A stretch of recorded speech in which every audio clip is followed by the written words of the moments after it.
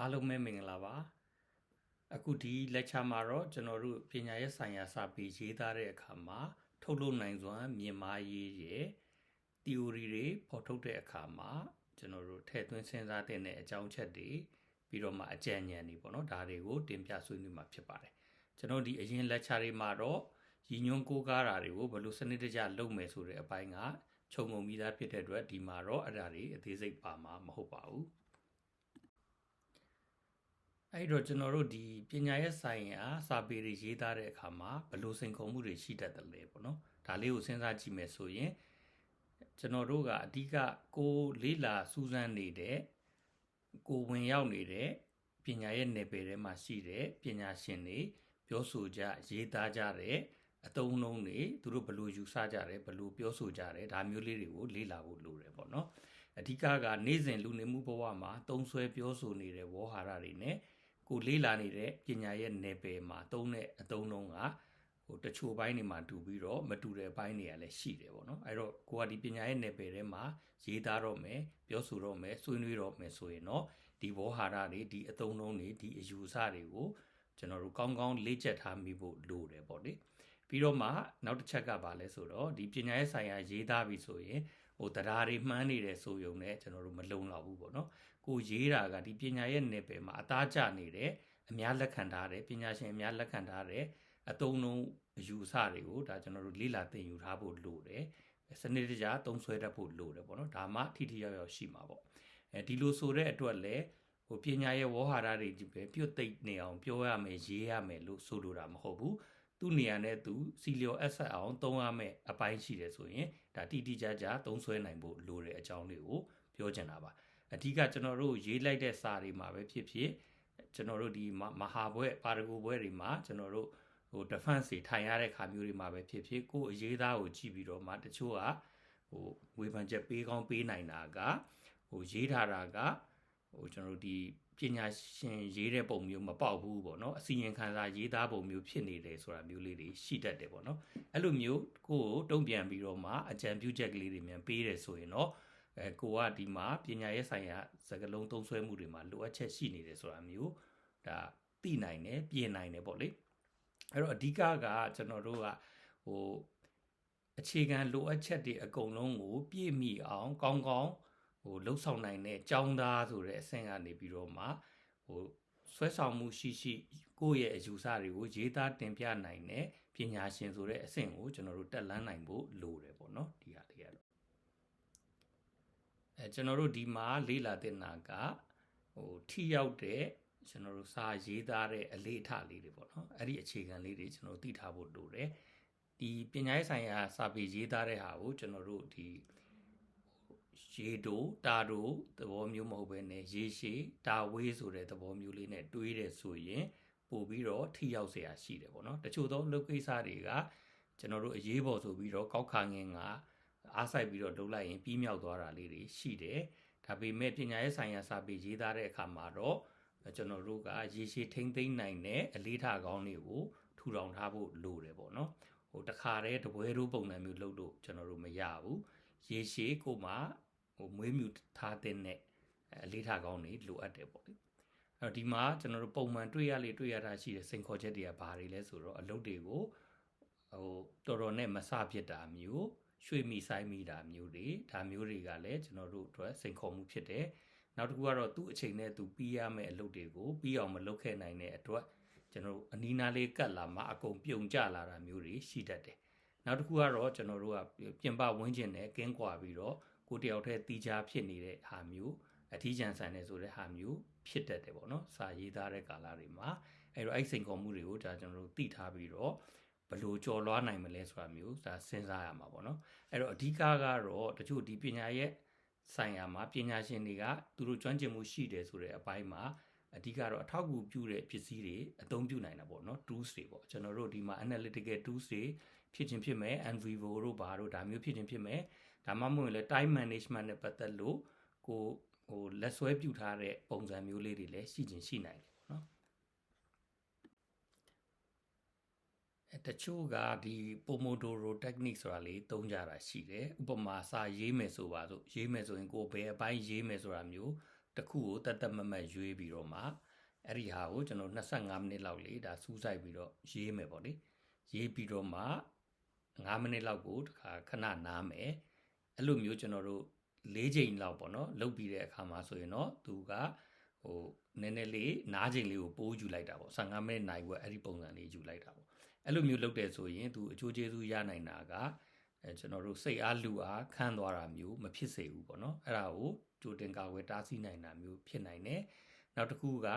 အားကြီးပဲကိုကပြည့်စုံခြင်းလွန်းတဲ့စိတ်သက်ဆိုတာမျိုးမွေးမြူမိရင်ပင်ပန်းပြီးတော့ခီးမတွင်တာမျိုးဖြစ်တတ်တယ်ပေါ့နော်အဲ့ဒါမျိုးတွေလည်းကျွန်တော်တို့ရှောင်ကျဉ်နိုင်စရာရှိတယ်ပြီးတော့မှအလုပ်တစ်ခုလုပ်ပြီးဆိုရင်ကျွန်တော်တို့ကအရေးမကြီးပါဘူးလို့သဘောထားလိုက်ရင်ရှေ့မလုပ်ဖြစ်တော့ဘူးပေါ့နော်အဲ့တော့ဒီမှာကတော့ဒီလိုမျိုးလေးတိုင်မာလေးပေးပြီးတော့မှလုပ်လိုက်တဲ့အတွက်ကိုကဒါအရေးကြီးလုပ်ငန်းတစ်ခုကိုလုပ်နေတယ်ဆိုတော့စိတ်ခံစားချက်မျိုးလေးတွင်းပြီးတော့ဒါလုပ်နိုင်စရာရှိတယ်ကျွန်တော်ဒီတချို့တက္ကသိုလ်တွေမှာဆိုရင်ကျွန်တော်တို့ဒီကျောင်းသားတွေစာရေးတဲ့အခါမှာကိုတယောက်တည်းအထီးကျန်တယ်ဆိုတဲ့ခံစားချက်မျိုးမဖြစ်အောင်လို့ဖန်တီးပေးကြတာလေးတွေရှိတယ်အဲ့တော့ဒီစာရေးတဲ့အတိုက်ဝန်းလေးဆိုပြီးတော့ဖန်တီးပေးတာပေါ့နော်တချို့က shut up and write ဆိုပြီးတော့မှစကားမပြောဘဲစာဖိရေးမယ်ဆိုပြီးတော့လုပ်ကြတာမျိုးရှိတယ်အဲ့တော့နေရာတနေရာကိုစီစဉ်ပြီးတော့မှအားလုံးဖိတ်ခေါ်ပြီးတော့မှအဲ့ဒီမှာကိုရေးရမယ့်အကြောင်းအရာကိုကိုရေးတယ်ပေါ့လေအဲ့တော့နားတဲ့အချိန်စားတဲ့အချိန်မှာတော့နားရင်စားရင်ကိုအချင်းချင်းပြောကြဆိုကြအဲ့လိုမျိုးလေးလည်းလုပ်လို့ရတယ်ပေါ့အဲ့တော့ကိုတယောက်တည်းအထီးကျန်တယ်ဆိုတဲ့ပုံစံမျိုးမဖြစ်ဘူးပေါ့နော်တချို့ကြတော့လဲ thesis boot camp ဆိုပြီးတော့မှဘယ်အပိုင်းနေဘယ်လိုတွေရေးသားကြမယ်ဆိုတာမျိုးအစီအစဉ်တွေချပြီးတော့ကိုဆိုင်ရာကိုရေးတယ်ပြီးတော့မှကိုထိရောက်မှုရှိမရှိဆိုတာမျိုးပြန်သုံးသပ်တယ်ပေါ့နော်အဲ့ဒါဆိုရင်တော့သူတာဝန်ခံမှုအပြန်အလှန်ထားရှိတယ်ဆိုတဲ့ပုံစံလေးလည်းရှိသွားတယ်ပေါ့အဲ့တော့ဒီမှာပြောချင်တာကအဓိကဘာလဲဆိုတော့ဒီစာရေးသားတယ်ဆိုတာကကျွန်တော်တို့ဒါလူမှုလုပ်ငန်းတစ်ခုပဲဆိုတဲ့ဟာမျိုးပေါ့နော်အဲ့တော့ကိုတယောက်တည်းအထီးကျန်တယ်တည်တည်တန်တန်ဖြစ်ရတယ်ဆိုတဲ့ခံစားချက်မျိုးမရှိဖို့လဲဒါလိုတယ်ပေါ့လေ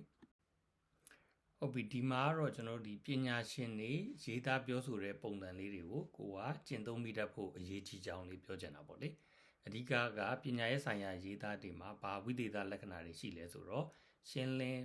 ပြတ်သားမှုရှိတာမျိုးတွေနောက်တစ်ခါစနစ်တကျကျွန်တော်တို့ structure လုပ်ထားတာပေါ့နော်ဖွဲ့စည်းတည်ဆောက်ထားတယ်သက်သေထောက်ထားတွေကိုအခြေပြုထားတယ်ပေါ့နော်ဒါမျိုးရှိတယ်ပြီးတော့ဒီပညာရေးစာပေဖတ်ရှုမဲ့သူတွေကရောဘာတွေမျှော်လင့်တယ်လဲပေါ့နော်သူတို့ကလည်းရှင်းလင်းသိကြမှုကိုရှင်းလင်းတိကျမှုကိုအလေးထားတာပေါ့လေအဓိကကတဲတဲ့ရင်ကိုဝတ္ထုဖတ်တဲ့လူမျိုးစာဖတ်ပရိသတ်မျိုးနဲ့မတူတတ်ကြဘူးပေါ့အဲ့တော့အဓိကဘာတွေလုပ်ရမလဲဆိုရင်ကျွန်တော်တို့က sign posting ခေါ်တာပေါ့ကိုကပြောရမယ်ဆိုရင်ကိုယ့်ရဲ့ကြိုးကြောင်းပြဆိုချက်တွေကိုရေးတော့မယ်ပေါ့ argument တွေကိုထုတ်တော့မယ်ဆိုရင်ကိုစာတန်းကဘာကိုကြိုးကြောင်းပြဆိုမှာဖြစ်ပါတယ်ဆိုတာမျိုးပေါ့နော်အဲ sign posting လေးတွေသုံးတတ်ဖို့လိုတယ်နောက်တစ်ခုကကျွန်တော်တို့ဒီနေ့စဉ်သုံးဘာသာစကားတွေအပြင်တိကျသေးကြတဲ့ပညာရေးနယ်ပယ်မှာအသုံးများတဲ့ကျွန်တော်တို့အသုံးနှုန်းလေးတွေကိုသုံးဆွဲတတ်ရင်လည်းပို့ပြီးတော့အဆင်ပြေတယ်ဒီမှာတော့ကျွန်တော်တို့ဒီ argument တွေကျွန်တော်တို့ဒီကြိုးကြောင်းပြဆိုချက်တွေကိုဘယ်လိုတိဆောက်မလဲနောက်ကိုယ့်ရဲ့ယက်တီချက်တွေကိုဘယ်လိုဖော်ပြမလဲပေါ့နော်ဒါတွေကအရေးကြီးတယ်အဲ့တော့အဓိကအပြင်ကိုလေ့လာနေတဲ့အကြောင်းအရာတွေကိုဖော်ပြခြင်းတက်အပြင်ကိုကဝေဖန်ပိုင်းခြားမှုရှိစွာနဲ့ဆွေးနွေးတဲ့အပိုင်းလေးတွေပါထည့်လာတဲ့ဟာတွေပေါ့နော်အဓိကကျွန်တော်တို့ဒီ theory တွေကိုသုံးကြတယ်ဆိုတာကဘာတွေဖြစ်တယ်ဆိုတာထက်ဘာကြောင့်မို့ဘာတွေဘယ်လိုဖြစ်တယ်ဆိုတာမျိုးကိုသွားကျင်တဲ့အပိုင်းလေးတွေပေါ့အဲ့ဒီမှာကိုယ့်ရဲ့ယူဆချက်တစ်ခုခုနဲ့အခြေခံပြီးတော့ရှင်းပြနိုင်မှုစ조사ကြတဲ့ကိစ္စပေါ့လေအဲ့တော့မဟာဗျူဟာကြကျွန်တော်တို့ဒါသွားနိုင်ကြဖို့လိုတာပေါ့အဲ့တော့ဒီစာပေရေးပြီဆိုကြတဲ့ကတခြားပညာရှင်တွေရဲ့အယူအဆတွေယက်တီချက်တွေကိုလည်းကျွန်တော်တို့ကစဉ်းစားထည့်သွင်းရတဲ့ဟာလေးတွေရှိတယ်အဲ့တော့သူတို့နဲ့လည်းကောင်းကောင်းကျွန်တော်တို့ဆွေးနွေးမှုရှိတယ်ပေါ့နော် engage လုပ်တယ်ဆိုတဲ့သဘောမျိုးလိုအပ်တယ်တစ်ဖက်မှာလည်းကိုယ့်ရဲ့ယက်တီချက်ကဘာဖြစ်တယ်ဆိုတာမျိုးလိုအပ်တာပေါ့အဲ့ဒီနှစ်ခုကိုကျွန်တော်တို့ကဒါချိန်ညှိနိုင်မှုလိုတာပေါ့ဘယ်အပိုင်းမှာတော့အခြားပညာရှင်တွေရဲ့ယူဆချက်နဲ့ကိုကသဘောတူတယ်ဘယ်ဟာတွေကတော့သူတို့ရဲ့ယူဆချက်တွေကိုကိုကဝေဖန်ချက်ထုတ်ချင်တယ်အဲ့လိုထုတ်တဲ့အခါမှာလည်းလေးလေးစားစားလုပ်တတ်ဖို့လိုတယ်ပေါ့အဲ့တော့ဒီကိုလေ့လာနေတဲ့ပညာရဲ့နယ်ပယ်ကိုကိုကကောင်းကောင်းသိနေပြီးတော့မှဒီပညာရဲ့နယ်ပယ်ထဲမှာကိုထုတ်ချင်တဲ့အတန်ကဘလို့ကိုယ့်ရဲ့ယူဆချက်ကဘလို့ဆိုတာကိုကျွန်တော်တို့စီမံခန့်ခွဲနိုင်ဖို့အရေးကြီးတယ် အဲ့တော့ဒီမှာကျွန်တော်တို့ရှင်းရှင်းလင်းလင်းဖြစ်အောင်ဘယ်လိုရေးကြမလဲဆိုတော့အကြံပြုချက်တချို့ပေါ့နော်အဓိကကိုရေးတဲ့စာကအစီအစဉ်တကြဖြစ်ပြီးတော့မှဖတ်ရတဲ့လူတွေချောချောမွေ့မွေ့ဖြစ်တယ်ဆိုရင်တော့ဒါ flow ကောင်းတယ်ပေါ့နော်ပြီးတော့မှတိကျတေချာမှုရှိသလားပေါ့နော်ဒါလေးတွေလည်းကျွန်တော်တို့ထည့်ရစဉ်းစားရမှာပေါ့ဒီမှာ commander data technique ဆိုတဲ့ဟာလေးနဲ့ဒါအကြံပြုထားတာပေါ့လေအဲ့တော့အဓိကကတော့ကျွန်တော်တို့အဓိပ္ပာယ်နှစ်ခွထွက်စေမယ့်ဟာမျိုးတွေဆိုရင်တော့ဒါရှောင်ဖို့ကောင်းတယ်နောက်ဝက်ကြတွေကလည်းချောချောမွေ့မွေ့နဲ့ကောင်းကောင်းချိန်မိဆက်မိရမယ်ပေါ့အဓိကအပိုင်းနှစ်ပိုင်းရှိတယ်အဲ့ဒါပါလဲဆိုတော့ theme နဲ့ ring ပေါ့ theme ဆိုတာကတော့ကျွန်တော်တို့ပြောချင်တဲ့အကြောင်းအရာကိုပြောတာ ring ဆိုတာကတော့ကျွန်တော်တို့ပြောချင်တဲ့အကြောင်းအရာတွေမှာအသစ်တွေ့ရှိတဲ့အချက်လက်ကဘာရှိတယ်ဆိုတာမျိုးကိုပြောချင်တာပေါ့နော်အဲ့တော့ကိုပြောချင်တဲ့အကြောင်းအရာရဲ့အသစ်ပေးချင်တဲ့သတင်းချက်လက်ရဲ့ဒါတွေကိုချိန်မိဆက်မိဖို့လိုတာပေါ့နောက်တစ်ချက်ကတော့ကျွန်တော်တို့ဒီ active voice တွေကိုဒါကိုသုံးစေချင်တာပေါ့နော်အဓိကဘာလို့ဆိုတော့တချို့ noun တွေကိုရေးတဲ့အခါတွေမှာရှုပ်ရှုပ်ထွေးထွေးကျွန်တော်တို့ရှည်ရှည်လျားလျားဖြစ်သွားပြီးတော့ဘသူအကြောင်းပြောချင်တာလဲဘယ်အကြောင်းအရာကိုပြောချင်တာလဲဆိုပြီးတော့မေးခွန်းထုတ်ရတာမျိုးဖြစ်တယ်ဆိုရင်ဒီ noun တွေကအလုံးမဖြစ်ဘူးပေါ့နော်အဲ့ဒါဆိုရင် zombie noun လို့ခေါ်ပြီးတော့အဲ့ဒါတွေရှောင်စေချင်တာပေါ့လေနောက်တစ်ခုကတော့ကျွန်တော်တို့ကကိုရေးပြီဆိုရင်ကိုတိတိကျကျပြောနိုင်တဲ့အပိုင်းပေါ့နော်ကို့မှာအထောက်ထားလဲခိုင်ခိုင်လုံလုံရှိတယ်ယူဆချက်လဲကောင်းကောင်းရှိတယ်ဆိုရင်တော့တိကျသေးချာကြောင်းဆိုတာကိုကျွန်တော်တို့မြင့်တင်ပြီးတော့ပြောလို့ရတယ်အဲ့လိုအနေအထားမျိုးမရှိဘူးဆိုရင်ကတော့ကိုကနည်းနည်းထိမ့်ထေပြီးတော့ပြောရတဲ့အပိုင်းလေးတွေရှိတယ်ပေါ့နော်အဲ့တော့အဲ့နှစ်ခုကိုလည်းဒါသင်လျော်အောင်ကျွန်တော်တို့ဒါချိန်ညှိတတ်ဖို့လိုတယ်ဒီမှာတော့ကျွန်တော်တို့ရေးတဲ့စာတမ်းကိုဘယ်လိုပုံစံမျိုးအချိတ်ဆက်မိအောင်ရေးကြမလဲဆိုတဲ့အပိုင်းလေးပေါ့နော်အဓိကကျွန်တော်တို့က chapter တွေပါတယ်အဲ့မှာ chapter တစ်ခုနဲ့တစ်ခုနဲ့ကအချိတ်ဆက်မိဖို့လိုတယ်ပေါ့အကယ်၍အချိတ်ဆက်မမိဘူးဆိုရင်တော့တောင်းနေတဲ့မှာမတူတဲ့တောင်းနေတဲ့မှာကျွန်တော်တို့စုပုံထည့်ထားတဲ့ဟာတွေနဲ့သွားတူနေမှာပေါ့အကယ်၍အချိတ်ဆက်မိတယ်ဆိုရင်တော့ဟိုပြည်သူကတယောက်ရေးဆွဲထားတဲ့အသေးစိတ်ပုံချမ်းပေါ့နော် blueprint နဲ့သွားတူမှာပေါ့နော်အဲ့တော့ကျွန်တော်တို့ကဒီပြည်သူကအမြင်မျိုးလည်းရှိဖို့လိုတယ်ပေါ့ဥပမာဒီမှာဆိုရင်ကျွန်တော်ဒီ literature review မှာဆိုရင်ကျွန်တော်တို့ကအခြားပညာရှင်ရေးတဲ့ဟာတွေကိုအနှစ်ချုပ်တွေကိုစုပုံပြီးတော့ထည့်လိုက်တာပဲဆိုတာမျိုးမဟုတ်ဘဲနဲ့သူတို့ရဲ့အဓိကယူဆချက်တွေကဘယ်လိုရှိတယ်ဒီယူဆချက်တွေနဲ့ပတ်သက်ပြီးတော့မှ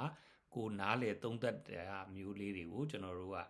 ဂျိတ်ဆက်မိမိလေးပေါ့နော်အဲ့ဒါမျိုးလေးပြောမယ်ဆိုရင်တော့ဒါ analytical map ပေါ့ဝေဖန်ပိုင်းခြားမှုရှိတဲ့မြေပုံသဘောမျိုးလေးဖြစ်သွားမယ်ပေါ့လေနောက်တစ်ခုကတော့ကျွန်တော်တို့ဒီအနှစ်ချုပ်ရေးတဲ့အပိုင်းပေါ့ abstract ဆိုရင်လည်းသူ့ရဲ့မူလရည်ရွယ်ချက်ကဖတ်တဲ့သူကကိုယ့်ရဲ့သူတေသနာကစိတ်ဝင်စားဖွယ်ဖြစ်ကြောင်းဆိုတာမျိုးဖြစ်သွားစေဖို့အတွက်ရေးတဲ့အတွက်ဒါသူ့ရဲ့မူလရည်ရွယ်ချက်ကလေးထိမိအောင်ဒါစဉ်းစားဖို့လိုတယ်နောက်တစ်ခုကတော့ကျွန်တော်တို့ဒါအောက်ခြေမှတ်စုရေးတာတွေနောက်ဆက်တွဲတွေလုပ်တယ်ဆိုတာတွေကကျွန်တော်တို့ပင်မအစာကိုထဲမှာကျွန်တော်တို့ထည့်လိုက်မယ်ဆိုရင်ကိုပြောချင်တဲ့အဓိက argument ဘက်ကိုအာယုံမဆိုင်ဘဲနဲ့အသေးစိတ်တွေဘက်ကိုဟိုစာဖတ်တဲ့လူကရောက်သွားတယ်ဆိုရင်ကျွန်တော်တို့ကဒါမထိရောက်ဘူးပေါ့နော်အဲ့တော့ဒါပေမဲ့လည်းဒီအကြောင်းချက်တွေကသိထားဖို့လည်းလိုအပ်နေတယ်ဆိုရင်တော့ကျွန်တော်တို့ကအောက်ခြေမှတ်စုမျိုးနောက်ဆက်တွဲမျိုးတွေထဲမှာဒါဖော်ပြလို့ရတယ်ပေါ့အဲ့တော့အခုဒီအပိုင်းမှာတော့ကျွန်တော်တို့ဒါဟိုပညာရေးဆိုင်ရာစာပေတွေရေးသားနိုင်တာတွေပြောဆိုဆွေးနွေးနိုင်လာတာတွေနဲ့ပတ်သက်လို့အဓိကပြောချင်တာပေါ့နော်ခုနပြောတော့ကျွန်တော်တို့ဒီရေးတဲ့သားတဲ့အပိုင်းတွေပြောကြတယ်ဒီဟာတွေလည်းကိုယ်ကကျွမ်းကျင်မှုရှိသွားပြီဆိုပါစို့ဒါပေမဲ့အဲ့လောက်နဲ့လုံလောက်သလားဆိုတော့မလုံလောက်သေးဘူးပေါ့နော်အဲ့ဒါចောင်းသားတယောက်အနေနဲ့ကတော့ဒီကျွမ်းကျင်မှုတွေရှိသွားတဲ့အတွက်ကောင်းတယ်ပေါ့နော်ဒါပေမဲ့တကယ်တမ်းအရေးကြီးတာကကိုကဒီပညာရဲ့နယ်ပယ်မှာဘလို့ဘ ഹു တုတအသစ်တွေကိုဟိုဖော်ထုတ်ပြီးတော့မှအကျိုးပြုနိုင်မှာလဲဆိုတာအရေးကြီးတာပေါ့နော်အဓိကကဘောင်ဝင်တန်းဝင်အောင်လုပ်နိုင်တယ်ဆိုတာ ਨੇ မလုံလောက်ဘူးပေါ့နော်အဓိကကိုယ့်ရဲ့ identity ကိုကိုယ့်ရဲ့ကိုယ်ပိုင်အမှတ်တရလက္ခဏာကိုကဖော်ထုတ်နိုင်မှုလိုတယ်ပေါ့နော်ဟိုဒီပညာရှင်ကတော့ဒါမှမဟုတ်လည်းဒီသူတေတီကတော့သူကဘယ်လိုမျိုးအယူဆတွေကိုခိုင်ခိုင်မာမာနဲ့ဖော်ထုတ်နိုင်တယ်ဆိုတဲ့ပုံစံမျိုးဖြစ်ဖို့လိုတာပေါ့နော်အဲ့တော့ကိုလေးလာနေတဲ့အကြောင်းအရာနဲ့ပတ်သက်လို့ကိုမှာဟိုပိုင်နိုင်ပြောဆိုနိုင်ဆွေးနွေးနိုင်တဲ့အနေအထားတရက်ရောက်လာအောင်ကျွန်တော်တို့စူးစမ်းဖို့လိုတာပေါ့အဲ့ဒီမှာဆိုရင်အဓိကကကျွန်တော်တို့ကဟုတ်ပြီကိုကဘာကိုအခြေခံကြသိတာလဲ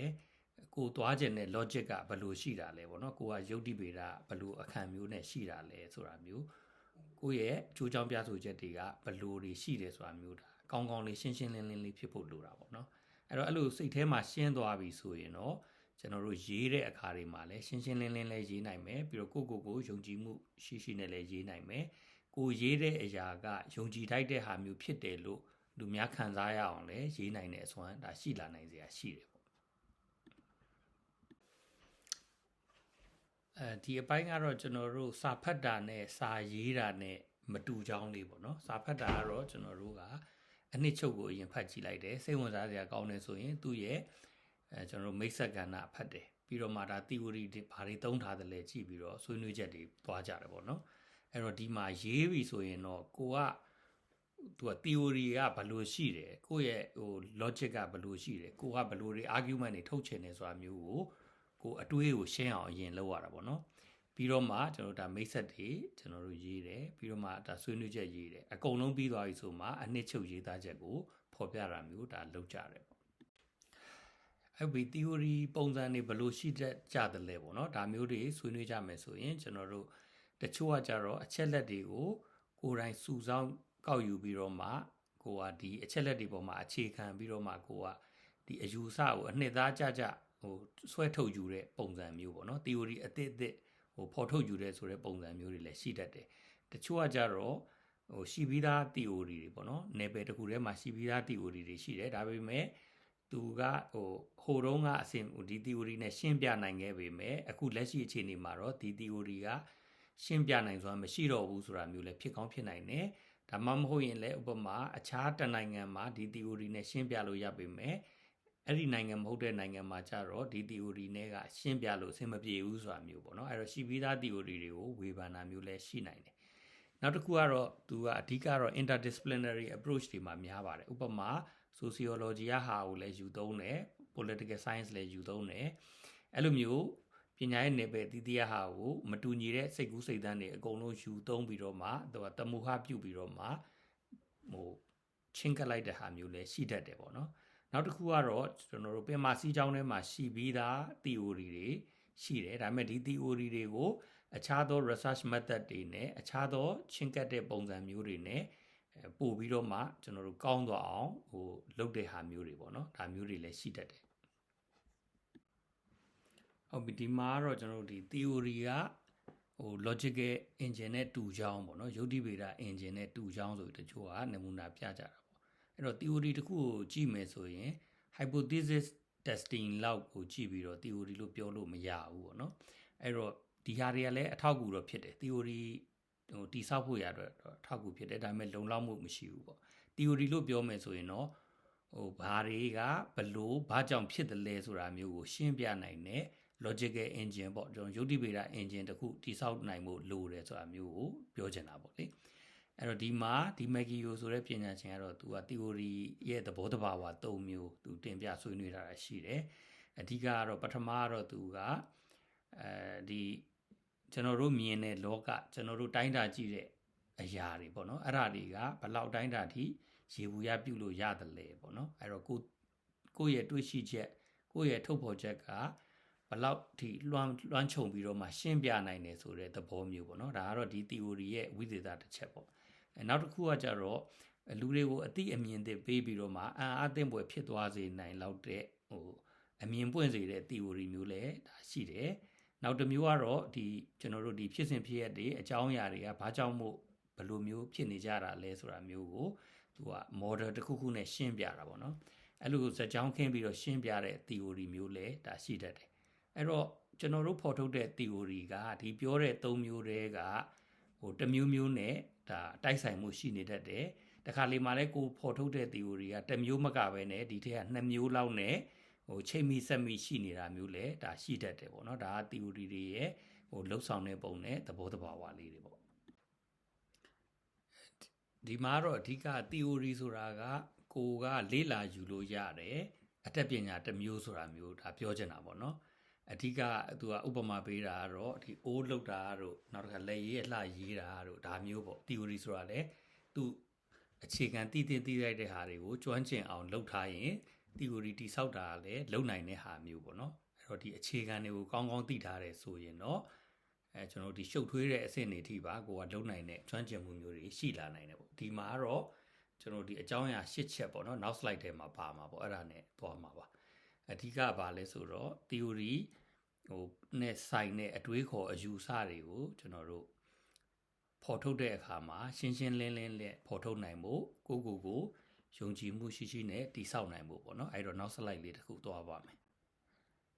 ဒီမှာတော့ theory တစ်ခုဖော်ထုတ်တဲ့အခါမှာအဓိကကြတဲ့အုတ်မြစ်၈ခုပေါ့နော်ပထမတစ်ချက်ကတော့သူတေသနမေးခွန်းကဘယ်လိုရှိသလဲပေါ့ဒုတိယကတော့ theory ကိုဘယ်လိုပုံစံမျိုးနဲ့ဖော်ထုတ်သလဲတတိယကတော့ကိုကခွဲခြမ်းစိတ်ဖြာမှုလုပ်တာကဘယ်အဆင့်ကိုလုပ်တယ်လဲလူတဦးတယောက်လားဒါမှမဟုတ်လည်းလူတစုတစ်ဖွဲ့လားဒါမျိုးပေါ့နော်နောက်တစ်ခုကဖြစ်စဉ်ဖြစ်ရကရောဘယ်လိုသဘောတဘာဝရှိသလဲနောက်တစ်ချက်နံပါတ်5အနေနဲ့ကတော့ကျွန်တော်တို့ဒီအကျိုးအကြောင်းဆက်နွယ်ချိတ်ဆက်မှုရန်တရားတွေကဘယ်လိုရှိသလဲပေါ့နောက်နံပါတ်6အနေနဲ့ကတော့ကျွန်တော်တို့သူတေသနာထဲမှာတိဆောက်ထားတဲ့ construct တွေဒါမှမဟုတ်ကိုသတ်မှတ်ထားတဲ့ဒါ constraint တွေပေါ့နော် variables တွေကဘာတွေလဲပေါ့နောက်နံပါတ်9အနေနဲ့ကတော့ကျွန်တော်တို့ဒီကိုအခြေအနေသတ်မှတ်ထားတဲ့နယ်ပယ်တွေကဘယ်လိုရှိသလဲပေါ့နော် scope တွေကဘယ်လိုရှိသလဲပေါ့နောက်နံပါတ်10အနေနဲ့ကတော့ကိုယ့်ရဲ့သူတေသနာရဲ့ရလက်ကဘယ်လိုပုံစံမျိုးတွေဖြစ်မလဲပေါ့နော်ဒီအကြောင်းအရာတွေကိုကျွန်တော်တို့ဒီစာကြောင်းတစ်ကြောင်းနှစ်ကြောင်းပေါ့နော်ဒါမျိုးနဲ့ကိုရေးသားကြည့်လိုက်မယ်ဆိုရင်တော့ကိုယ့်ရဲ့ theory ရဲ့အခြေခံတွေကိုကိုကသတ်မှတ်ဖော်ထုတ်နိုင်တဲ့အနေအထားရောက်လာနိုင်တယ်ပေါ့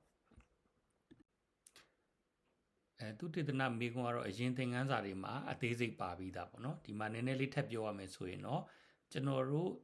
စာတန်းကနေပြီးတော့အဖြေထုတ်ခြင်းတဲ့အရာကဘယ်လိုဟာဖြစ်ကြောင်းဆိုတာမျိုးဒါတိတိကျကျကျွန်တော်တို့တခုတမတ်မတ်လေးဖော်ထုတ်ပြီးတော့ပြောဖို့လိုတယ်ပေါ့နော်အဲ့တော့ဒီသူတေသနမေးခွန်းရှိသွားပြီဆိုရင်တော့ကျွန်တော်တို့ဒါဒူဝင်ကျဲလိုမျိုးဖြစ်သွားတာပေါ့ကိုယ့်ရဲ့သူတေသနတွေ့ရှိချက်တွေကိုဘယ်လိုပုံစံနဲ့ရေးသားမယ်ကိုကဘယ်လိုယုတ်တိဗေဒမျိုးအခန့်ထားတယ်နောက်တစ်ခါကိုကဘယ်လိုသက်သေတွေကိုဖော်ထုတ်မယ်ပေါ့နော်ဒါမျိုးနဲ့ပတ်သက်လို့ကျွန်တော်တို့လမ်းညွှန်သဘောမျိုးလေးရှိသွားတာပေါ့နောက်တစ်ခုကကြတော့ကျွန်တော်တို့ထုတ်မဲ့ကြိုးကြောင်းပြဆိုချက်တွေပေါ့နော်ကိုတွေးတဲ့အထက်ကနေပြီးတော့ကြိုးကြောင်းပြဆိုချက်တွေထုတ်တော့မယ်ဆိုရင်လည်းအဲ့ဒါတွေကတစုတစည်းတည်းဖြစ်သွားပြီးတော့ကိုကရည်ရွယ်ချက်ရှိနဲ့အကုန်လုံးစုစုယုံယုံနဲ့လုံနိုင်သွားမယ့်အနေအထားရှိတာပေါ့နော်အဲ့တော့ဒီသူတေသနမေးခွန်းကတော့ဒါနမူနာထည့်ထားတာပါအဓိကမတည်ငြိမ်တဲ့အခြေအနေတွေမှာဆိုရင်မသေးချာမရေရာတဲ့အခြေအနေတွေမှာဆိုရင်အသစ်ဖန်တီးမှုတွေကိုဘယ်လိုထိမ့်သိမ်းထားနိုင်ဖို့ရအတွက်တိဆောက်စကုမ္ပဏီတွေကလှုပ်တင်တယ်လေပေါ့ဒါကတော့နမူနာအနေနဲ့ထည့်ထားဟုတ်ဒီအပိုင်းကတော့ကျွန်တော်တို့ဒီ theory ဖော်ထုတ်တဲ့ပုံစံတွေဘယ်လိုရှိကြသလဲနောက်တစ်ခါကွဲချမ်းစိတ်ဖြာမှုအဆင့်တွေဘယ်လိုရှိကြသလဲပေါ့နော်အဲ့တော့ကျွန်တော်တို့ယုတ်တိဗေဒကဘယ်လိုပုံစံနဲ့ချင်းကပ်တာလဲပေါ့အဲ့တော့အဓိကဒီ deductive logic မှာဆိုရင်တော့သူကထုတ်ယူယုတ်တိဗေဒလို့ခေါ်တာပေါ့သူကရေဘူးရကြတဲ့အမှန်တရားတွေဆိုတာကိုကျွန်တော်တို့ကလက်ခံထားပြီးသားဖြစ်တယ်အခုကျွန်တော်တို့လေ့လာနေတဲ့ကိစ္စရဲ့တစ်ခုကလည်းအဲ့ဒီရေဘူးရအမှန်လို့ယူဆထားတဲ့ဟာနဲ့သက်ဝင်မှုရှိနေတယ်ဆိုရင်ဒါ deductive logic ဒါနဲ့ကိုက်တယ်ပေါ့လေအဲ့တော့ Sherlock Holmes movie တွေထဲမှာတော့အဲ့ဒီပုံစံမျိုးတွေကျွန်တော်တို့တွေ့ရတယ်ပေါ့နော်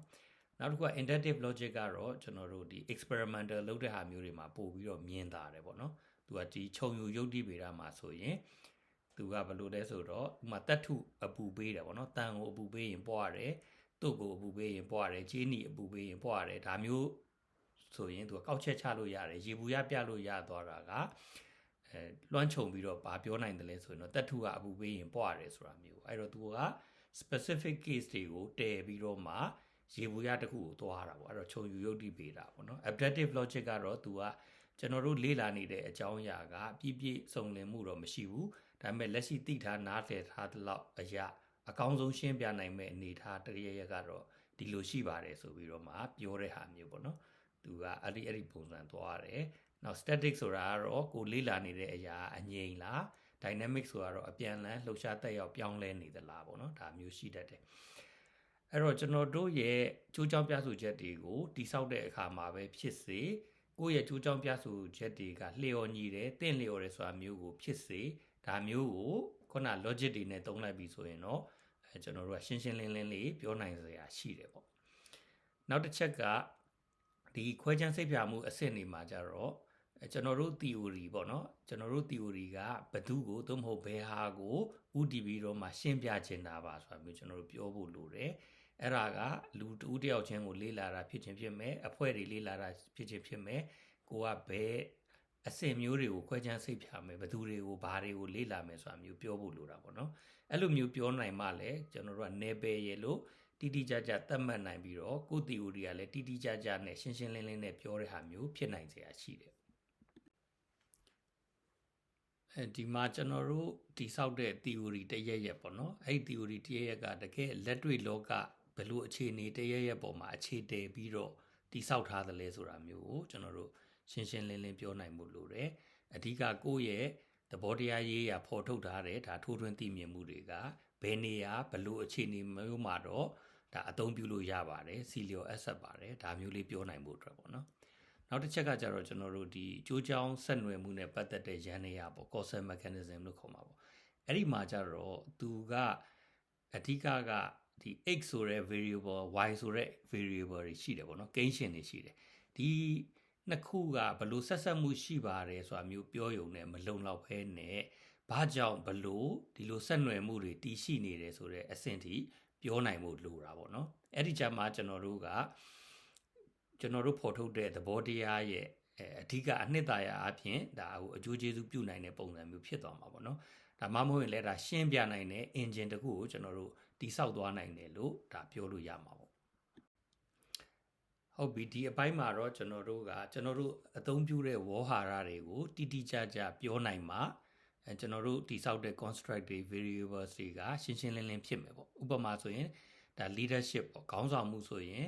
ဒီကျွန်တော်တို့ကဘယ်လိုပုံစံမျိုးနားလည်ထားတယ်ဆိုတာမျိုးတိဆောက်ပြရမှာပေါ့နော်ကျွန်တော် literature review လုပ်ထားတဲ့အချက်လက်တွေပေါ်မှာအခြေတည်ပြီးတော့ကျွန်တော်တို့ယူဆထားတဲ့ဟာတစ်ခုခုတိဆောက်ပြရမှာနောက်တစ်ချက်ကတော့ boundary condition ဆိုတာတော့ကျွန်တော်တို့ theory ကဘယ်နေရာတွေမှာတော့အံဝင်နဲ့အသုံးတည့်လို့ရတယ်ဘယ်နေရာတွေမှာတော့ကျွန်တော်တို့ရှင်းပြနိုင်မှာမဟုတ်ဘူးအံဝင်မှာမဟုတ်ဘူးဆိုတာမျိုးကိုဒါရှင်းရှင်းလင်းလင်းပြောဖို့လိုတယ်ပေါ့အဲ့လိုမျိုးဆိုရင်တော့ကျွန်တော်တို့ကအသိပညာနဲ့ဆိုင်တဲ့ရိုးသားမှုရှိတယ်နောက်ကိုယ်မှလည်းကိုယုံကြည်တဲ့အင်အားရှိတယ်ဆိုတဲ့ပုံစံမျိုးပြသနိုင်တယ်ရှိမှာပေါ့နောက်ဆုံးတစ်ချက်ကတော့သူကဒီကျွန်တော်တို့ theory ကဘာတွေပေးနိုင်မှာလဲပေါ့နော်အဲ့တော့ဖြစ်စဉ်ဖြစ်ရက်တွေကိုရှင်းပြတဲ့ဟာမျိုးတွေလုပ်နိုင်မှာလားဒါမှမဟုတ်ရင်လည်းဒီကျွန်တော်တို့ရဲ့ theory ကနောက်မှာဘလို့အရာတွေဖြစ်ပြလာနိုင်မယ်ဆိုပြီးတော့ကြိုတင်မှန်းဆမှုတွေလုပ်ပေးနိုင်မှာလားနောက်ဆုံးတစ်ခုကတော့ကျွန်တော်တို့ရဲ့ဖော်ထုတ်လိုက်တဲ့ theory ကဘယ်ဟာကတော့အဖြေဖြစ်မယ်ပေါ့နော်ဘယ်ဟာကတော့စေညွှန်းဖြစ်တယ်ဆိုတာမျိုးပေးနိုင်မှာလားပေါ့နော်ဒီအချက်တွေကိုလည်းဒါကျွန်တော်တို့ဒါစဉ်းစားဖို့လိုပါတယ်ဒီအပိုင်းကတော့ကျွန်တော်တို့ဒါ assignment လုပ်ဖို့ပေါ့နော်ခုနပြောခဲ့တဲ့၈ချက်ကိုပဲကိုလေးလာနေတဲ့အကြောင်းအရာနဲ့ချိတ်ဆက်ပြီးတော့မှကိုယ့်ရဲ့သုတေသနမေးခွန်းကဥတည်ပြီးတော့မှအဖြေရှာခြင်းတာကတော့ဘာဖြစ်ပါတယ်ပေါ့နော်အဲ့တော့ကိုလက်ခံခြင်းသုံးမဲ့ theory ဖော်ထုတ်တဲ့မုတ်ကတော့ဘလို့ဖြစ်ပါတယ်နောက်တစ်ခါကိုလေးလာမဲ့အဆင့်ကဘလို့အဆင့်ပေါ့နော်အဓိကထားလေးလာမဲ့အဆင့်ကဘလို့အဆင့်တွေဖြစ်တယ်နောက်ကိုစိတ်ဝင်စားတဲ့ဖြစ်စဉ်ဖြစ်ရက်တွေကဘာတွေဖြစ်တယ်ပေါ့နော်နောက်တစ်ချက်ကဒီကိုယ့်ရဲ့လေးလာမှုကနေပြီးတော့အဆိုပြုခြင်းနဲ့အဓိကကြတဲ့အကြောင်းကျိုးဆက်နွယ်မှုရန်နေရာကတော့ဘာဖြစ်တယ်ပေါ့နော်ဒါမျိုးပြောရမှာပေါ့နော်နောက်တစ်ခါကိုယ့် theory ထဲမှာအသုံးပြုထားတဲ့အဓိက construct တွေပေါ့နော်တိဆောက်ထားတဲ့အရာတွေဂိမ်းရှင်တွေကဘာတွေဖြစ်တယ်ဆိုတာမျိုးပြောမယ်နောက်တစ်ခုကကိုယ့်ရဲ့ theory ကဘလို့နယ်ပယ်ကန့်သက်ချက်မျိုးတော့ရှိတယ်ဆိုတာမျိုးပြောမှာပေါ့နော်အဲ့ဒါပြောမယ်နောက်တစ်ချက်ကကြတော့ကျွန်တော်တို့ရဲ့theory ဖော်ထုတ်မှုကအဓိကအပြင်ဘလို့ရလက်တွေပေါ်ထွန်းလာမှာဖြစ်မယ်ဆိုတဲ့ဟာမျိုးပေါ့နော်ဒါကတော့ကျွန်တော်တို့ assignment အနေနဲ့ကိုယ့်ရဲ့လေ့လာနေတဲ့အကြောင်းအရာနဲ့ချိတ်ဆက်ပြီးတော့ဒါ2ကြောင်းလောက်ဒါဖော်ပြရမှာပေါ့နော်တစ်မျိုးကို2ကြောင်းစီလောက်ပေါ့ခုနအခြေခံ၈ခုကိုကလေ့ကျင့်ခန်းအနေနဲ့လုပ်လိုက်ပြီဆိုရင်တော့ကိုယ့်ရဲ့စာတမ်းနဲ့ပတ်သက်တဲ့အခြေခံခေါင်းတွေကိုတော့ကိုကဒါတိဆောက်နိုင်တဲ့အဆင့်တွေတော့ရောက်သွားမှာပေါ့လေအဲ့တော့အဓိကကတော့ရာနှုန်းပြည့်ပြီးသွားသလားဆိုတော့မပြီးဘူးဒါပေမဲ့အဓိကကြတဲ့20%ပေါ့နော်အရေးအကြီးဆုံးပိုင်းတွေကတော့ဒါပုံပေါ်သွားလိမ့်မယ်ပေါ့နော်အဲ့လိုပြောလို့ရတယ်အဲ့တော့အဓိကကတော့ဒီ theory ဖော်ထုတ်တယ်ဆိုတာလဲကျွန်တော်တို့အရင်ဥပမာပေးခဲ့သလိုပဲဒါအိုးဖုတ်တဲ့ဟာမျိုးနဲ့ဒါနမူနာယူကြည့်ရမှာပေါ့နော်အဲ့လိုမျိုးပေါ့အဲ့တော့ဒီခုနပြောတဲ့အခြေခံ၈ချက်ကိုကကောင်းကောင်းပို့အလုပ်လုပ်နိုင်လာပြီဆိုရင်တော့ကိုယ့်ရဲ့ theory ကလည်းပို့ပြီးတော့အခိုင်အမာအားကောင်းတဲ့ theory ဖြစ်လာနိုင်စရာရှိတယ်ပေါ့ဒီ ဒီမှာကတော့ပါရဂူဘွဲပြုစုတဲ့လူတွေရဲ့ခရီးစဉ်လေးနဲ့နမူနာပေးထားတာပေါ့နော်အဓိကကတော့ကျွန်တော်တို့ကလေ့လာမှုတစ်ခုခုလုပ်ပြီးဆိုရင်တော့စိတ်ကူးစိတ်တန်းတစ်ခုကနေစတာပဲ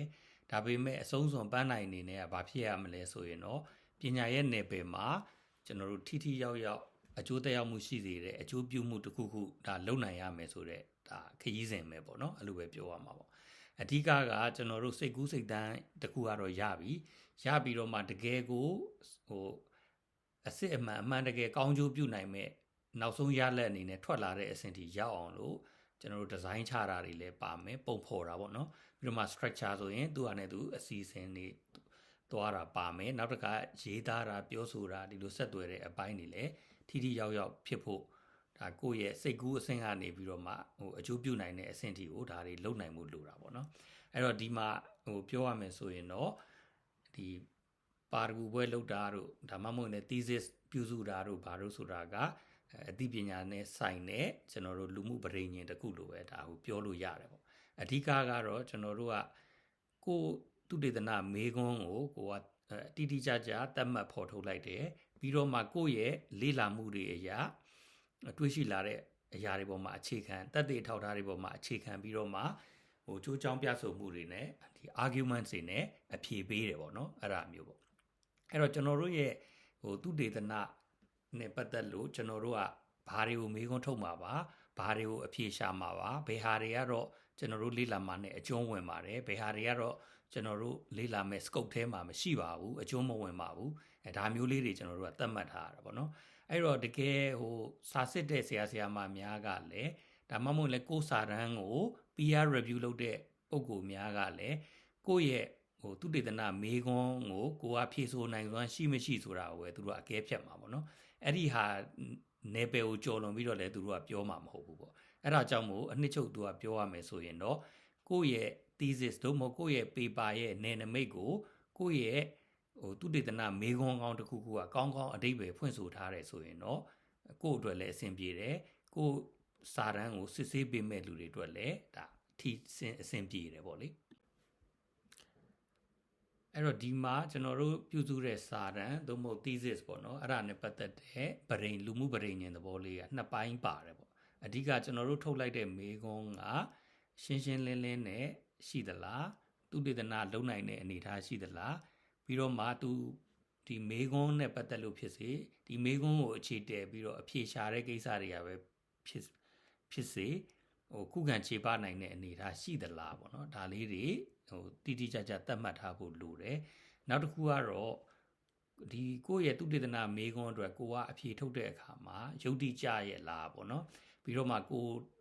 ဖော်ထုတ်ထားတဲ့ကြိုးကြောင်းပြဆိုချက်တွေကရောဒီကိုအဖြေအနေနဲ့ဖြစ်သွားသလားပေါ့နော်ဒီမေးခွန်းတွေကိုဖြေနိုင်စွမ်းရှိသွားသလားပေါ့နော်ဒါတွေကိုကျွန်တော်တို့ဆောင်ရွက်ပေးနိုင်ဖို့လိုတယ်ပေါ့နောက်တစ်ခုကတော့ဒီသုတေသီကိုအကာအကွယ်ပေးတဲ့အပိုင်းတွေပေါ့ဒီသုတေသီကထုတ်ထားတဲ့မေးခွန်းတွေရယ်နောက်သုတေသီကသူ့ရဲ့တွေးရှိချက်တွေကြိုးကြောင်းပြဆိုချက်တွေနဲ့အဖြေအနေနဲ့ဖော်ထုတ်ထားတဲ့ဟာတွေကိုပဲအခြေခံပြီးတော့မှစာစစ်ဆရာတွေပဲဖြစ်ဒီစာတမ်းကိုကျွန်တော်တို့ peer review အနေနဲ့စစ်ပေးတဲ့လူတွေပဲဖြစ်သူတို့အဲ့ဒါကိုပဲအခြေခံပြီးတော့မှအကဲဖြတ်ရမှာပေါ့အဲ့တော့ဒီအကဲဖြတ်တဲ့အရာနဲ့ပတ်သက်လို့အကန့်အသတ်နယ်ပယ်ကန့်သက်ပေးတာဘာလဲဆိုရင်ကိုယ့်ရဲ့သုတေသနမေးခွန်းကပဲနယ်ပယ်ကန့်သက်ပေးတာပေါ့အဲ့တော့ဒီသုတေသနတခုအောင်မြင်သလားမအောင်မြင်သလားဆိုတာကတော့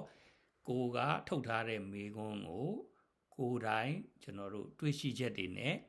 သက်သေအထောက်ထားတွေနဲ့ကြိုးကြောင်းပြဆိုချက်တွေနဲ့အဖြေထုတ်ပေးတဲ့ဟာက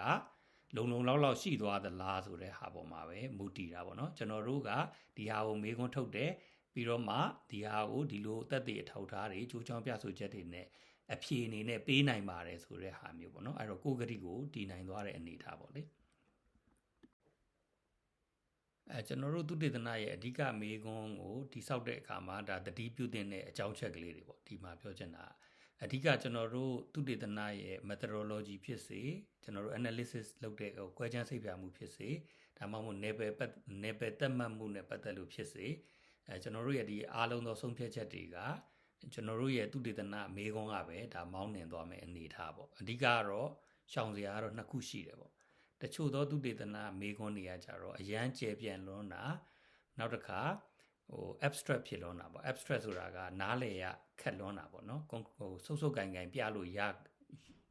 ရနိုင်မှုမလွယ်တာပေါ့နော်အဲ့လိုမျိုးလေးနောက်တခြားတစ်ဖက်ကကြတော့တိတိကျကျတော့ပြနိုင်တယ်ဒါပေမဲ့သေးသေးမွားမွားဖြစ်နေတာမျိုးပေါ့နော်ဒါကတော့သူဒေသနာလုပ်တဲ့လူကသူ့အတွက် safe site ယူထားတာပဲပေါ့နော်ဒါပေမဲ့သူလေးလာတဲ့ဟာကသေးမွားလွန်းနေတယ်ဆိုတဲ့ပုံစံမျိုးပေါ့နော်ဒါမျိုးတွေလည်းရှောင်ဖို့လိုတာပေါ့အဲ့တော့နောက်တစ်ချက်ကတော့ကျွန်တော်တို့လေးလာခြင်းနဲ့အကြောင်းအရာခေါင်းစဉ်ကိုကျွန်တော်တို့ကတကယ်ကိုဖြည့်ရှင်းဖို့လိုတဲ့ပြဿနာဖြစ်ကြောင်းဆိုတာမျိုးပြနိုင်ဖို့လိုတာပေါ့ဥပမာတစ်ခါလေးမှာကျွန်တော်တို့ကဒီမှာလက်ဟာချက်တစ်ခုခုတွေ့တယ်ပေါ့နော်အဲ့တော့ဒီလက်ဟာချက်ကိုဖြည့်ခြင်းတဲ့အတွက်သူဒေသနာလှုပ်ချင်ပါတယ်ဆိုပြီးတော့ကျွန်တော်တို့အကျိုးအကြောင်းပြတတ်တာပေါ့လေဒါပေမဲ့တခုရှိတာကဒီလက်ဟာချက်ဖြစ်နေတာကလူတွေကမသိလို့လားဒါမှမဟုတ်သိတော့သိတယ်ဒါကအရေးမကြီးတဲ့ကိစ္စလို့ယူဆလို့လားဒါလည်းဖြစ်နိုင်တယ်နောက်တစ်ခုကကျတော့ဒီလက်ဟာချက်ကြီးကိုတော့သိတယ်ဒါပေမဲ့ဒီလက်ဟာချက်ကြီးကလုတ်ဖို့ရမဖြစ်နိုင်တဲ့အနေအထားလို့ယူဆလို့လူတွေကဒီတိုင်းထားတာလားပေါ့နော်အဲ့တော့ဒီ gap လို့ပြောတာနဲ့စာရင်ကိုလေးလာခြင်းတဲ့အကြောင်းအရာကတကယ်ကိုအလေးနဲ့ထားပြီးတော့ဖြည့်ရှင်းရမယ့်ပြဿနာဖြစ်ကြောင်းဆိုတာမျိုးပြနိုင်တာကပိုကောင်းတယ်ပေါ့နော်အဲ့တော့အဓိကကတော့ဒီဖြည့်ရှင်းဖို့ကိစ္စတစ်ခုလိုနေတဲ့ဒါအသိပညာဆိုင်ရာပြဿနာတစ်ခုဖြစ်ကြောင်းဆိုတာမျိုးကျွန်တော်တို့ပြောနိုင်ဖို့လိုတာပေါ့ကိုလုပ်တဲ့သူတေသနာကဖြည့်ရှင်းဖို့လိုအပ်တဲ့ဒါကျွန်တော်ဗဟေတိတစ်ခုဖြစ်ကြောင်းသို့မဟုတ်လေပြဿနာတစ်ခုဖြစ်ကြောင်းဆိုတာမျိုးကိုဘယ်လိုပုံစံမျိုးနဲ့ပြောမလဲဆိုတာမျိုးပေါ့နော်ကျွန်တော်တို့ဥပမာညစာစားပွဲမှာတွေ့ကြပြီဆိုရင်ကိုလေးလာနေတဲ့သူတေသနာကဘာကြောင့်မို့အရေးတကြီးဖြည့်ရှင်းတဲ့ရှာဖွေဖော်ထုတ်တဲ့ပြဿနာတည်းဖြစ်ကြောင်းပေါ့နော်ဒီမှာကတော့Robert Nozick ကတော့သူကနမူနာဒီ၅ချက်လေးနဲ့ပြတာပေါ့နော်ပထမတစ်ခုကတော့ကိုသူတေသနာရဲ့ဥတီချက်နဲ့ရည်ရွယ်ချက်တွေကဘာဖြစ်တယ်ပေါ့နော်နောက်တစ်ခုကတော့လက်ရှိကျွန်တော်တို့နားလည်နေကြတဲ့အနေအထားတွေလက်ရှိစာပေမှာတွေ့နေရတဲ့အနေအထားတွေကဘယ်လိုရှိရဲဆိုတာမျိုးရယ်နောက်တတိယတစ်ချက်အနေနဲ့ကတော့ကိုယ့်အနေနဲ့ကဘယ်လိုလှုပ်ဆောင်ချက်တွေကိုသုံးပြီးတော့မှဒီလက်ရှိအခြေအနေကိုအပြောင်းလဲတစ်ခုဖြစ်အောင်လုပ်နိုင်မယ်ဆိုတဲ့အနေအထားရယ်နောက်တစ်ခုကတော့ဘယ်လိုအကန့်အသတ်အဟန့်အတားတွေတော့ရှိတယ်ဆိုတဲ့ဟာမျိုးရယ်နောက်တစ်ခုကတော့ဒီလက်ရှိပေါ့နော်ကနဦးအခြေအနေတွေကနေပြီးတော့မှကိုသွားခြင်းနဲ့ပန်းနိုင်ထိရောက်တဲ့အနေအထားထိမှာဘယ်လိုရလက်တွေထွက်လာနိုင်တယ်ဆိုတာမျိုးပေါ့နော်ဒီ၅ချက်နဲ့ချိန်ထိုးပြီးတော့မှ2မိနစ်အတွင်းလောက်ဒါကိုနယ်ပယ်နဲ့မနီးစပ်တဲ့လူပေါ့နော်အစိမ့်သက်လူတယောက်ရိုးလူတယောက်ကို2မိနစ်အတွင်းဒါဒီခုနပြောတဲ့5ချက်နဲ့ရှင်းပြနိုင်မယ်ဆိုရင်တော့ကျွန်တော်တို့ရဲ့သူတေသနာမေခွန်းကဒါအတော်ထိရောက်တယ်လို့ပြောလို့ရတယ်ပေါ့လေဒီအပိုင်းကတော့ကျွန်တော်တို့ရှာဖွေဖော်ထုတ်တဲ့ဗဟုသုတကကိုတိုင်းကနဦးစတင်တွေ့ရှိပြီးတော့ဖော်ထုတ်တာဖြစ်ချင်းမဖြစ်ချင်းပေါ့နော်ဒါကိုပြောချင်တာပေါ့အဓိကတော့ thesis တစ်ခုခုလုပ်ပြီးဆိုကြတဲ့ကိုကဒီကျွန်တော်တို့သိနာလည်နေတဲ့နယ်ပယ်တစ်ခုခုထဲမှာပညာရဲ့နယ်ပယ်တစ်ခုခုထဲမှာကိုတိုင်းကကနဦးစတင်တွေ့ရှိပြီးတော့မှအကျိုးပြုတယ်ဆိုတာမျိုးကတော့ဒါအလေးထားကြရတာပေါ့နော်အဲ့လိုမျိုးပေါ့အဲ့တော့အဓိကတော့လမ်းကြောင်းအနေနဲ့ကတော့2ကြောင်းရှိတယ်ပေါ့ပထမတစ်ခုကတော့အချက်လက်သစ်တွေကိုရှာဖွေတွေ့ရှိတာလားပေါ့နော်အဲ့တော့အချက်လက်သစ်တွေတွေ့တာလားသို့မဟုတ်ကိစ္စရဲ့အသစ်တွေတွေ့တာလားသို့မဟုတ်အရာဝတ္ထုအသစ်တွေတွေ့တာလားပေါ့နော်ဒါမျိုးလည်းဖြစ်နိုင်တယ်နောက်တစ်ခုကကိုကအခြားသူတွေကိုအမိအခိုပြုတာမျိုးမဟုတ်ဘဲနဲ့ကိုယ့်ရဲ့ဝေဖန်ပိုင်းခြားနိုင်စွမ်းအားကောင်းကောင်းဖော်ထုတ်နိုင်တာလားပေါ့နော်ဒါမှမဟုတ်တစ်ခုက synthesis လည်းဖြစ်နိုင်တယ်အရင်တုန်းကရှိပြီးသားတွေတော့ရှိနိုင်တယ်ပညာရဲ့ခုနအစောပိုင်းကကျွန်တော်တို့နမူနာပေးခဲ့တယ်လို့ပေါ့နော် sociology ကယူဆရည်လည်းဖြစ်နိုင်တယ် political science ကယူဆရည်လည်းဖြစ်နိုင်တယ်ဒါတွေကိုပေါင်းယုံပြီးတော့တမူဟပြုပြီးတော့မှအမြင်တရရဲ့ဖော်ထုတ်တာလားပေါ့နော်ဒါမှမဟုတ်ရင်လည်းအသစ်ဖြစ်တဲ့အမြင်တွေကိုပေးစွမ်းနိုင်တာလားပေါ့နော်ဒါမျိုးလည်းဖြစ်နိုင်တယ်ပေါ့အဲ့လိုမျိုးပေါ့အဓိကကတော့ကျွန်တော်တို့ကကိုယ့်ရဲ့ကိုယ်ပိုင်အတန်ကိုယ့်ရဲ့ပညာရှင်တယောက်ဆိုတဲ့ရက်တီချက်အတန်ကိုဖော်ထုတ်နိုင်မှုပေါ့နော်အဓိကကိုကျန်းကိုကြီးကြပ်ပေးနေတဲ့လူရဲ့တန်ရောင်လိုက်တာမျိုးဒါလုပ်ဖို့မလိုဘူးဆိုတဲ့ဟာမျိုးပေါ့ဒီအပိုင်းကတော့ကိုယ့်ရဲ့ကိုယ်ပိုင်တွေးရှိမှုဆိုတဲ့ဟာရဲ့နောက်တစ်ခါဒီပညာရှင်အတန်ထွက်ချင်းမထွက်ချင်းဆိုတဲ့ဟာနဲ့ကိုဒါချိန်ညှိတဲ့အပိုင်းလေးပေါ့နော် အဓိကပုံမှန်တွေ့ရတဲ့ဒီအားနည်းချက်ကလေးတွေရှိတယ်ပေါ့ပထမတစ်ခုကတော့အခြားပညာရှင်တွေအခြားရေးသားတဲ့လူတွေရဲ့စိတ်ကူးစိတ်သန်းတွေကိုပဲအနှစ်ချုပ်သဘောမျိုးတွေပြောတာတွေတန်းစီနေပြီးတော့မှသူတို့ပုံမှာမိကိုလွန်းပြီးတော့ကိုယ်ပိုင်အတန်ပြောက်နေတဲ့ပုံစံမျိုးဆိုရင်လည်းဒါအားနည်းချက်တစ်ခုပေါ့နောက်တစ်ခုကကြတော့အခြားပညာရှင်တွေတွေ့ရှိတာတွေရေးသားတာတွေကိုမချိတ်မဆက်မဆွေးနွေးပဲနဲ့ကိုယ်တိုင်အသစ်တွေ့တယ်ဆိုပြီးတော့မှပို့ပြောလိုက်မိတာမျိုးတွေပေါ့နော်အဲ့တော့အဲ့ဒါဆိုရင်လည်းဒါတစ်ဖက်ဆွန်းပေါ့နော်အဲ့ဒီအဆွန်းနှစ်ဖက်ကနေပြီးတော့မှဒါရှောင်နိုင်မှုလိုတယ်ပေါ့အဲ့တော့ဒီမှာဘယ်လိုတွေးသင့်တယ်လဲဆိုရင်ဒီပညာရဲ့နယ်ပယ်တစ်ခုခုမှာအရင်ရှိနေတဲ့အနေအထားတွေကနေပြီးတော့မှကိုယ့်ရဲ့လေးလာတွေ့ရှိချက်ကဘယ်လိုအပြောင်းလဲတွေမြန်ဖော်ဆောင်ပေးနိုင်တယ်လဲဆိုတာမျိုးပေါ့နော်အဓိကကတော့ဒီစုံဦးတီထွင်ပညာရှင်ပုံစံမျိုးနဲ့တွေးကြည့်ဖို့ကောင်းတယ်ဆိုတာမျိုးပေါ့အဲ့တော့မေးခွန်းနှစ်ခုဒါမေးကြည့်ဖို့ကောင်းတယ်လို့လည်းပြောတယ်ပေါ့နော်အဲ့တော့ကိုယ့်ရဲ့thesis သို့မဟုတ်ကိုယ့်ရဲ့ paper ပေါ့နော်ကိုပြုစုတဲ့စာတမ်းထွက်ပေါ်လာပြီးတဲ့အချိန်မှာ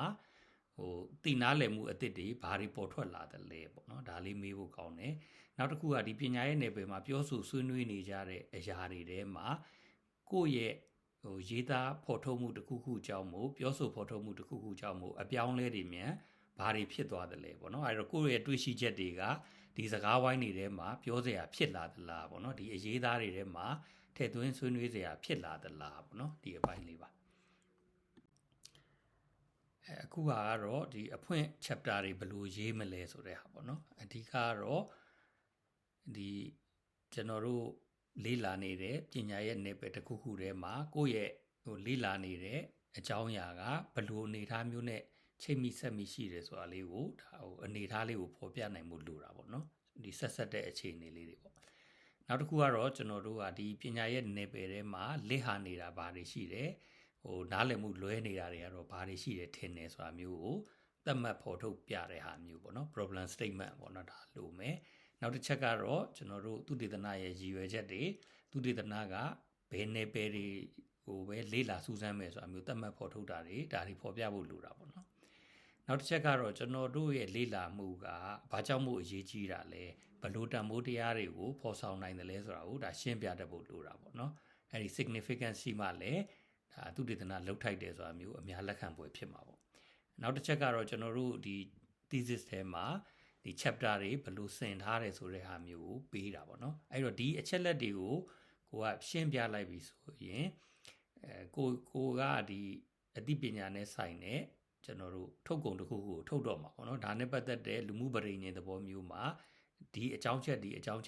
နဲ့ဒါဂတိကဝတ်ပြုပါတယ်ဆိုတဲ့ပုံစံမျိုးကျွန်တော်တို့အခြေတည်လို့ရသွားမှာပေါ့လေဟုတ် literature review ကအရင်ကျွန်တော်တို့ lecture တွေထဲမှာလည်းပါပြီးသားပေါ့နော်ဒါပေမဲ့ဒီမှာနည်းနည်းလေးထပ်ပြောရမယ်ဆိုရင်တော့အဓိကဘာလဲဆိုတော့အခုလက်ရှိပညာရဲ့နယ်ပယ်တစ်ခုခုမှာရှိနေတဲ့ဖြစ်ထွန်းတိုးတက်မှုတွေစိန်ခေါ်မှုတွေဒီဟာတွေထဲမှာကိုယ့်ရဲ့လေးလာမှုကဘယ်လိုအံဝင်ခွင့်ကြရှိမယ်ဆိုတာမျိုးကိုဖော်ပြနိုင်ရေးဆိုတဲ့ရည်ရွယ်ချက်နဲ့လုပ်ရတာပေါ့နော်အဓိကလုပ်နိုင်တာကကိုလေးလာနေတဲ့နယ်ပယ်တစ်ခုခုထဲမှာအဓိကကြတဲ့အကြောင်းအရာတွေကဘာတွေရှိတယ်ပြီးတော့မှဆွေးနွေးညှင်းခုန်နေတာတွေကဘာတွေရှိတယ်ဖြစ်ထွန်းတိုးတက်နေတာဘာတွေရှိတယ်ပေါ့နော်ဒါတွေကိုသတ်မှတ်ဖော်ထုတ်ဖို့လိုတယ်နောက်တစ်ခုကကျွန်တော်တို့ကတခြားပညာရှင်တွေရဲ့ပြောဆိုဆွေးနွေးချက်တွေကိုအနှစ်ချုပ်ယုံတက်လောက်တာမျိုးမဟုတ်ဘဲနဲ့ကျွန်တော်တို့ကဝေဖန်တဲ့ဟာမျိုးလောက်တာမျိုးတွေနောက်တစ်ခါအားလုံးကိုပေါင်းစုပြီးတော့သမူဟပြုတာမျိုးပေါ့နော် synthesize လုပ်တာနောက် critics လုပ်တာပေါ့နော်ဒါတွေကလည်းအရင်ဆွေးနွေးခဲ့တယ်လို့မျိုးပဲဝေဖန်နေဆိုတာကလည်းလေးလေးစားစားနဲ့သူ့အယူဆကိုနားလည်ပြီးတော့မှသူ့ယူဆရဲ့အားကောင်းတဲ့အပိုင်းတွေလက်ဟာမယ်လို့ယူဆတဲ့အပိုင်းတွေကိုဖော်ထုတ်တဲ့သဘောမျိုးပေါ့နော် synthesize လုပ်တယ်ဆိုတာလည်းဒီပညာရှင်တွေရဲ့အယူဆတွေကိုပေါင်းစုစဉ်းစားကြည့်ပြီးတော့မှကိုယ်ပိုင်အမြင်တစ်ခုခုရတာနဲ့ပေါင်းဆက်ပြတာမျိုးပေါ့နော်အဲ့ဒါမျိုးလေးတွေနောက်တစ်ခုကကြတော့ကိုယ်သုတေသနဘာလို့လှုပ်ထိုက်တယ်ဆိုတာမျိုးကိုကျွန်တော်တို့ကလှုပ်တဲ့ညောင်းကိုအချိုးချောင်းပြဖို့ရအတွက်ဒီမှာဝီယောဒီဖြစ်နေတဲ့ဟာတွေပေါ့နော်တစ်ခုနဲ့တစ်ခုဆန့်ကျင်နေတဲ့ဟာမျိုးတွေလက်ဟာနေတဲ့ဟာမျိုးလေးတွေဒီပညာရဲ့နယ်ပယ်မှာဒါမျိုးတွေ့တယ်ဆိုရင်အဲ့ဒါလေးတွေဖော်ထုတ်ပြဖို့လိုတယ်နောက်တစ်ခုကဒီတက်သေးအထောက်ထားယူပြီးတော့မှကိစ္စရဲ့တစ်ခုအနေနဲ့တိဆောက်ပြဖို့လိုတယ်ပေါ့နော် ကျွန်တော်တို့အနေနဲ့ဒါကသုတေသနနယ်ပယ်မှာပြဿနာတစ်ရဲ့အနေနဲ့ဖြစ်ပါတယ်ဒီလိုဖြစ်ကြောင်းကိုဒီလိုသက်သေအထောက်အထားတွေနဲ့ကျွန်တော်တိဆောက်ပြပါတယ်ဆိုတာမျိုးပေါ့နော်အဲ့တော့ literature review လုပ်တာကတော့ဒီရည်ရွယ်ချက်တွေနဲ့ကျွန်တော်တို့လုပ်ကြရတာပါဟုတ်ပြီဒီအပိုင်းကတော့ကျွန်တော်တို့စိတ်ကူးကနေပြီးတော့မှကျွန်တော်တို့ဘုသူတ္တအသစ်တွေကိုဖော်ထုတ်ပြီးတော့မှလက်တွေ့အကျိုးသက်ရောက်ချက်ရှိသွားတဲ့အဆင့်ထိလွှမ်းခြုံပြီးတော့ပြောတာပေါ့နော်အဲ့တော့ဒီ thesis တစ်ခုရေးပြီဆိုရင်အားလုံးကကျွန်တော်တို့ချိတ်ဆက်မှုရှိနေတဲ့ဇာတ်ကြောင်းခင်းပြောတဲ့ဟာမျိုးတစ်ခုဖြစ်ဖို့လိုတယ်ပေါ့နော်အဓိကအဲ့တော့ဒီမှာစတာကတော့သူအဓိကကြတဲ့သူတေသနာမေးခွန်းနဲ့စတာပဲပြီးတော့မှအဖြေထုတ်တာကလည်းအားလုံးကိုလွှမ်းခြုံနိုင်တဲ့အဖြေတစ်ခုနဲ့ဒါအဆုံးသတ်မှာပေါ့နော်ဒါပေမဲ့ဒီထဲမှာပဲကျွန်တော်တို့အသေးစိတ်တွေပါအောင်မယ်ပေါ့ချိုးချောင်းပြဆိုချက်အသီးသီးတွေတွေ့ရှိချက်အထောက်အထားအသီးသီးတွေပါမှာပေါ့အဲ့တော့ဒီ chapter တစ်ခုတစ်ခုတိုင်းကကိုယ့်ရဲ့ဒီသူတေသနာမေးခွန်းကိုတနည်းတစ်ဖုံအထောက်ပံ့ပြုနေဖို့လိုတယ်ဒါမှမဟုတ်လေသူတေသနာမေးခွန်းရဲ့လမ်းညွှန်ချက်နဲ့အညီသွားနေတယ်ဆိုတာမျိုးဖြစ်ဖို့လိုတာပေါ့နော်အဲ့တော့ဒီမိတ်ဆက်မှာတော့ကျွန်တော်တို့ကဘာတွေအရေးကြီးတယ်ဘာတွေရှာမယ်ဆိုတာဂတိပြုတာပေါ့အဲ့တော့ဒီမှာ conclusion ဆွဲတဲ့အခါကောက်ချက်ဆွဲတဲ့အခါမှာကျတော့အဲ့ဓာတွေကိုကျွန်တော်တို့ဒီမှာသက်သေအထောက်ထားတွေကြိုးကြောင်းပြဆိုချက်တွေနဲ့ကျွန်တော်တို့ပေးနိုင်ပါတယ်ဆိုတဲ့အဆင့်ကိုသွားကြရတာပေါ့အဲ့တော့ဒီမှာအဓိက thesis တစ်ခုရေးပြီဆိုရင်တော့အဓိကကြိုးကြောင်းပြဆိုချက်တစ်ခုကိုတိဆောက်တာပါပဲအဲ့တော့ဒီ data တွေစုယုံသက်မဟုတ်ဘူးဒီ data တွေပေါ်မှာအခြေခံတယ်ဒီသက်သေအထောက်ထားတွေတွေ့ရှိချက်တွေပေါ်မှာအခြေခံပြီးတော့မှကျွန်တော်တို့ကကြိုးကြောင်းပြဆိုချက်တစ်ခုကောင်းကောင်းတိဆောက်ပြီးသွားတာပေါ့နော်အဲ့တော့ဒီဟာလုတ်တဲ့နေရာမှာပိတုကာရဲ့စိတ်နေစိတ်ထားမျိုးလိုတာပေါ့အဲ့တော့ရှင်းရှင်းလင်းလင်းဖြစ်ရလားအားလုံးကချိန်မိဆက်မှုရှိသလားနောက်အကျိုးပြုမှုတစုံတရာရှိသလားပေါ့နော်ဒါတွေရှိတယ်ဆိုရင်တော့ရေရှည်တည်တတ်နိုင်တဲ့ကောင်းကျိုးပြုမှုတစ်ခုခုကျွန်တော်တို့လုပ်နိုင်စရာရှိတယ်ပေါ့နော်ဟုတ်ပါပြီဒီမှာပဲကျွန်တော် lecture အဆုံးသတ်ပါတယ်ဒီရည်ညွှန်းကိုးကားတွေလည်းအချိန်ရရင်ကျွန်တော်လေ့လာသိချင်ပါတယ်ဟုတ်ကျေးဇူးပါ